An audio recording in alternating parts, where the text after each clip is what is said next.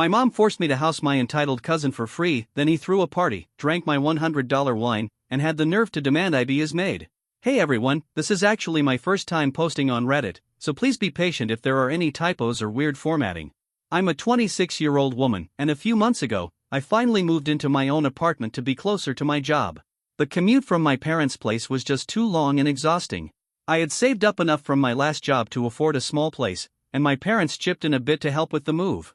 I've been living here alone for almost 3 months now, and it was going pretty well until 6 days ago, when my mom called with a favor. She asked if I'd be okay letting my cousin Jason, who's 23, stay with me for a while. Apparently, he just landed a new job that's near mine, and my mom had already told my aunt, her sister, that Jason could live with me temporarily to save money on rent. Now, my mom has this habit of making big promises to family without checking in with the people it actually affects. Usually, it's me or my dad who ends up cleaning up after her decisions. I was really irritated that she agreed to something like that on my behalf and didn't even ask me first. To make matters worse, she told my aunt that Jason wouldn't have to pay rent. That was a hard no from me. I told her either he helps with the rent, or he finds his own place. But my mom had already promised otherwise, so she tried to smooth things over by saying she'd cover Jason's portion of the rent herself, which sounded ridiculous, but she was adamant. She also threw in a guilt trip, reminding me how much she and my dad had helped me with the move and saying this was the least I could do in return. I see now how manipulative that was, but I'll get into that later. Jason and I used to be close when we were kids, especially around middle school, but once we hit high school, things changed. He started acting like a total brat, arrogant, selfish, and hanging around with the worst people. I slowly distanced myself, and he didn't seem to care. Since then, we've only been polite when our families got together for holidays, nothing more than surface-level small talk. I wasn't sure what he'd be like now, but I hoped that maybe he'd grown up a little. That hope died the very first day he moved in. He had the day off, and by the time I got home, the place was a disaster. My clean, tidy apartment looked like a tornado had passed through. I immediately told him to clean up, and while he did it, he was clearly annoyed just as much as I was. I was counting the days until he'd start work and stop turning my home into a frat house. The first couple of days were rough. Just his presence felt overwhelming and disruptive. It became clear really fast that he hadn't changed much at all. Still loud, still immature. He spent all day yelling into his phone, playing Halo, and ordering takeout like a teenager on summer break.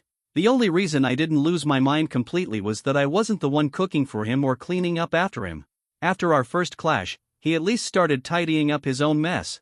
And before anyone calls me a pushover, let me just say my mom can be incredibly overbearing when she wants something. I did try to say no, but she wore me down, like always. By the third day, Jason finally went to work, and for the first time, we came home at the same time. The apartment was just how I left it, which was a huge relief. He ordered more takeout, I made myself a proper meal, and we both kept to ourselves. It was the first peaceful evening since he arrived, and I was starting to think maybe, just maybe, I could tolerate this arrangement for a bit. But that sense of calm didn't last. The very next day, I got stuck in traffic and got home later than usual only to walk into a complete nightmare. My apartment had been overrun by a group of guys in suits, maybe 6 or 7 of them. Their ties were loosened, top buttons undone, trying to act laid back while drinking from a bottle of really expensive wine I'd been saving for something special. They were lounging around my coffee table with their feet up, something I absolutely hate, and laughing like they owned the place. Jason looked up, saw me, and acted like it was totally normal. He casually mentioned that he'd invited some co-workers over for drinks, then asked me to grab another bottle of wine from the cabinet for them. One of the guys even joked that I should have stocked beer instead, which got some laughs, but not from me. I was already furious, but I tried to hold it together. That didn't last either. When Jason repeated his request for the wine and motioned toward the cabinet like I was a waitress, I snapped. I told him he had 2 working arms and legs, so he could get the damn bottle himself. I also made it very clear that since he wasn't paying rent, the least he could do was ask before inviting a crowd of strangers into my home. That finally shut them up for a second. They all looked pretty stunned, which gave me a tiny bit of satisfaction. I went straight to my room, slammed the door, and immediately called my mom. I told her I was done, I couldn't live with Jason anymore. I could tolerate his messiness to an extent, but this? This was pure disrespect, and I wasn't okay with it, even if she was paying his share of the rent. Of course, my mom got all emotional. She begged me not to kick him out, saying it would destroy her relationship with my aunt. And once again, she manipulated me. She said I'd already put him in his place by yelling at him in front of his friends and guilt-tripped me into backing down. In the end, I agreed not to apologize, but also not to kick him out, at least not yet.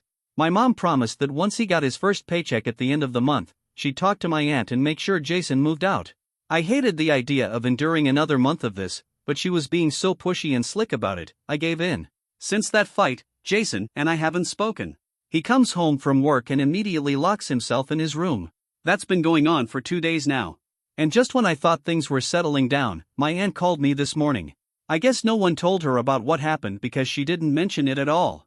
Instead, she dropped a whole new bomb. She wanted me to cook for Jason, do his dishes, and even wash his laundry.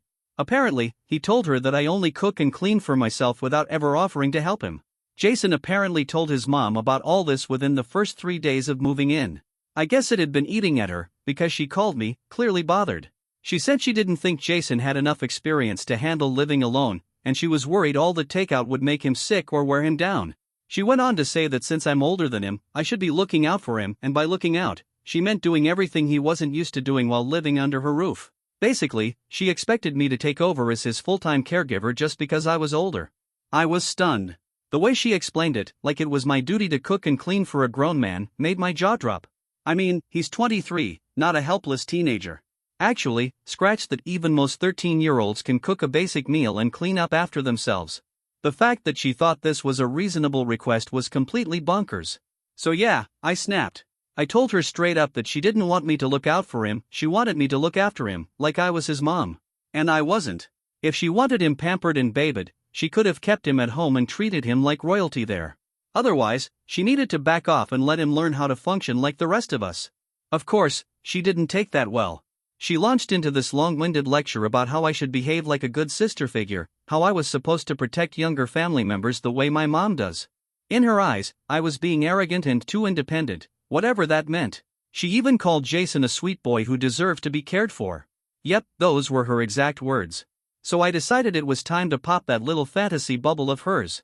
I told her everything about what had gone down with the wine the other night. How Jason invited his coworkers without asking, opened a bottle I was saving for a special occasion, and then had the nerve to ask me to fetch another bottle like I was his waitress. I mean, come on, I may not legally own the place, but I live here. It's my home. And he treated me like a servant in it. I thought that story might finally get her to see that her son wasn't the sweet, innocent angel she believed he was. But nope, I was wrong again.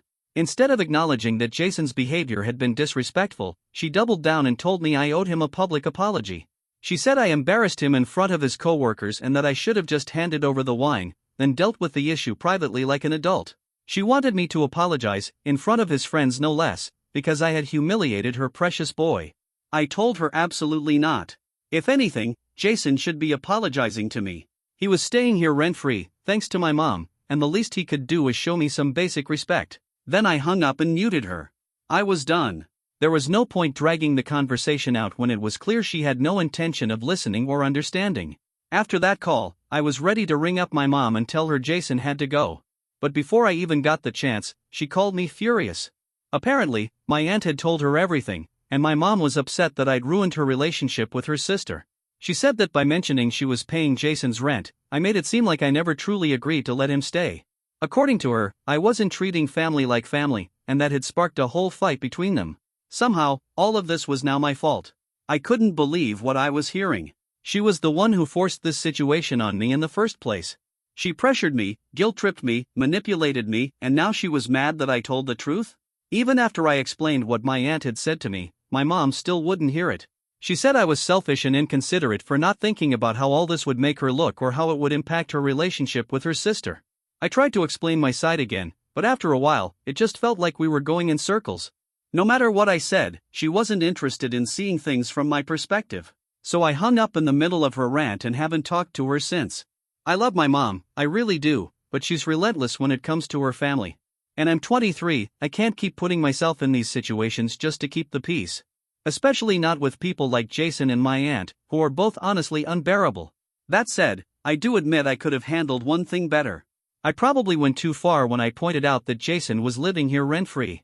Technically, I wasn't losing any money because my mom was covering his share, and she had asked me to keep that detail quiet.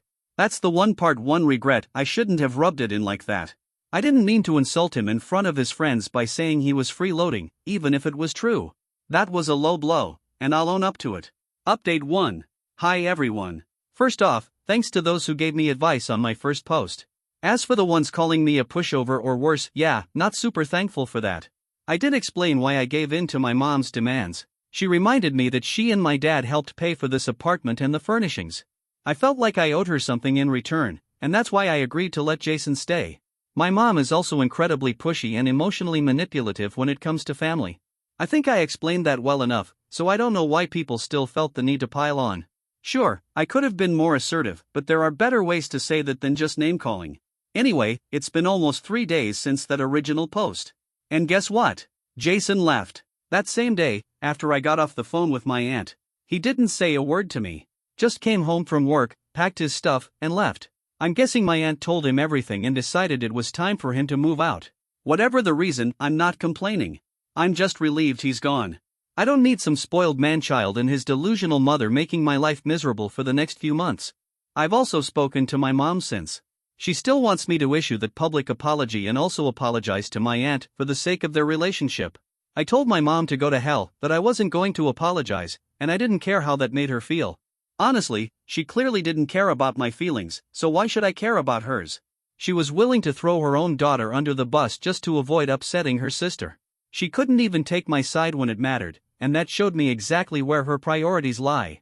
At this point, I've completely lost interest in fixing any family relationships. If they want to cut me off, they can be my guest. I'm done with the drama, it's not something I ever signed up for. I told my mom not to contact me again unless she's willing to change her attitude. Because of that, we haven't spoken in 2 days, and I honestly don't see us talking anytime soon unless she surprises me with an apology. I've stayed in touch with my dad, though. He keeps reaching out, hoping I'll make peace with her. But I'm standing my ground this time. I did the right thing, everyone knows it. I'm not the one who owes anyone an apology. Update 2. It's been a week since that happened, and while I still haven't heard from my mom, my dad has been checking in on me every day.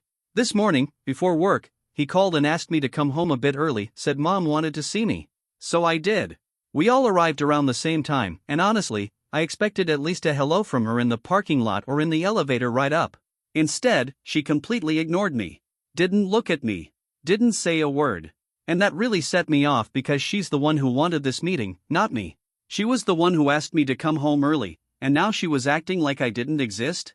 My dad looked just as uncomfortable and caught off guard, so I don't blame him. My mom is unpredictable like that. Even once they sat down on my couch, she still refused to speak to me directly. She started whispering things to my dad, clearly hoping he'd pass her words along like some kind of messenger. That was the final straw for me. I raised my voice and told her that if she had something to say, she could say it to me, not around me. I wasn't going to play these petty games. That, of course, triggered yet another argument. She started criticizing me all over again, said I'd changed, become selfish and arrogant ever since I started earning good money and moved out on my own. Then she laid it out. She'd only come over to give me one last chance to apologize to my aunt and cousin. If I didn't, she'd make sure I was permanently cut off from the family. I can't even begin to explain how angry that made me. Just thinking about it now still makes my blood boil. I told her to get the hell out of my apartment. That's when she pulled out the "I helped pay for this place" card again, acting like I owed her a lifetime of obedience because of it. I was just about to offer to pay her back, right then and there, if that's what it would take to end her power trips, but before I could even finish, my dad jumped in. He finally spoke up and told her to stop using that excuse every time she wanted to control me. Turns out, it wasn't even her money to begin with. It was his. She just let me believe she contributed financially so she could manipulate me with it. I felt disappointed, but not surprised. If anyone could play that kind of emotional mind game, it would be her. Naturally, that sparked a fight between my parents. My dad stood by me, which I truly appreciated, and after about 15 minutes of arguing, they both left. Before he walked out the door, my dad apologized to me for wasting my time. He was clearly upset too, and the whole thing ended on a sour note. I had hoped for something better, but at least it was over. It's past midnight now, several hours since they left, and I haven't heard from him yet. I'm sure he'll call in the next day or two and let me know how things are going between them. The truth is, my dad rarely ever stands up to my mom, so this was a big deal. And since he chose to get involved this time, there's really no telling how she'll respond. I just hope it doesn't spiral into something worse. It's already exhausting that my aunt's nonsense has created this much tension in our family. Update 3. It's been 4 days since that last update. Yesterday, my parents finally spoke again. They hadn't said a word to each other in 3 days, but my mom eventually broke the silence and talked to my dad. She apologized to him, which is a start. But according to my dad, she still isn't ready to apologize to me. Apparently, it's her pride that's holding her back. Her ego's been inflated for so long, and this is probably the first time she's had to face the fact that she might be the one in the wrong. That's fine, though. She can take her time. I'm not sitting around waiting for an apology, I've got other things to focus on. I recently took on a new project at work, and I've been staying late to get ahead of it. Right now, that's where my energy is going. Surprisingly, Jason actually reached out last night. He sent me a text, apologizing for how he behaved while he was staying with me. He admitted it was completely out of line and said he knew it wasn't acceptable. He also mentioned that he hasn't been able to convince his mom that she's wrong, but honestly, I don't care. My aunt is even worse than my mom when it comes to admitting fault, and after everything we've been through, I have zero interest in talking to her again. I don't need her apology. But I did forgive Jason. And for now, that's enough.